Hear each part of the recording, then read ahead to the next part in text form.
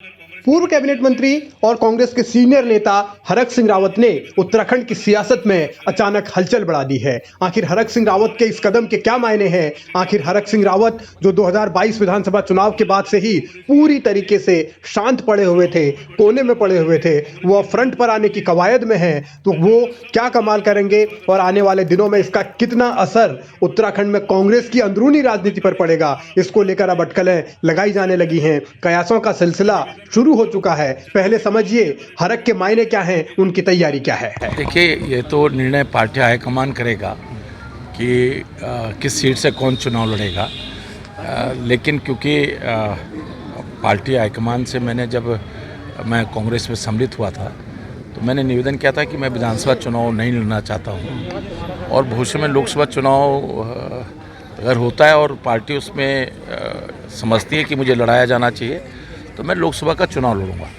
लेकिन कौन कहाँ से चुनाव लड़ेगा ये तो पार्टी हाईकमान तय करेगा। ये मैं स्वयं या कोई भी व्यक्ति ये तय नहीं कर सकता है। लेकिन ये जरूर, अलबत्ता ये जरूर है कि हमने लगातार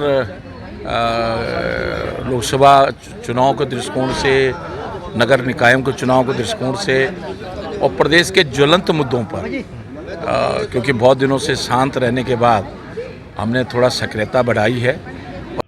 हरक सिंह रावत ने सीधा संदेश दे दिया है कि वो 2024 का लोकसभा चुनाव लड़ेंगे। अब कहां से लड़ेंगे ये तो अभी तय नहीं, लेकिन उनकी तैयारी शुरू हो चुकी है। जंग के मैदान में उतरने के लिए वो अपनी रणनीति बनाने लगे हैं, हथियारों को धार देने लगे हैं और इस बीच उन्होंने हरीश रावत के लिए दरवाजे बंद करने का रास्ता भी तैयार कर लिया है। और ये प्रेरणा राहुल गांधी जी ने जिस तरह कन्याकुमारी से लेकर कश्मीर तक की पैदल यात्रा की है, इस देश के लोगों को समझा है, रीति रिवाजों को समझा है, परंपराओं को समझा है, यहाँ इस देश के लोगों की समस्याओं को समझा है और जिस तरह एक मुखर आवाज़ के रूप में इस देश के अंदर एक जन आंदोलन कह सकते हैं, एक सामाजिक आंदोलन कह सकते हैं, उसके प्रेरणा जो राहुल गांधी जी ने पूरे देश के कांग्रेस के लोगों को दी है, तो उससे निश्चित रूप से हम सब का उत्तरदायित्व बनता है कि इन परिस्थितियों में अपने प्रदेश के जो ज्वलंत समस्याएं हैं, प्रदेश में जो लोगों के साथ अन्याय हो रहा है,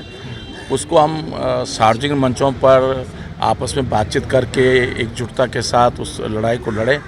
तो इसी दृष्टिकोण से मैं लोगों के बीच में बातचीत कर रहा हूँ, सबसे बातचीत कर रहा हूँ। पुराने कांग्रेस के लोग जो बहुत लंबे समय से सक्रिय नहीं थे, हमारी कोशिश है कि वो लोग, सब लोग सक्रिय हों। जो बुजुर्ग हैं उनका आशीर्वाद मिले कांग्रेस को और जो नौजवान हैं उनकी क्षमताओं का उपयोग पार्टी को मजबूत करने में, और अंतिम लक्ष्य तो प्रदेश का हित है।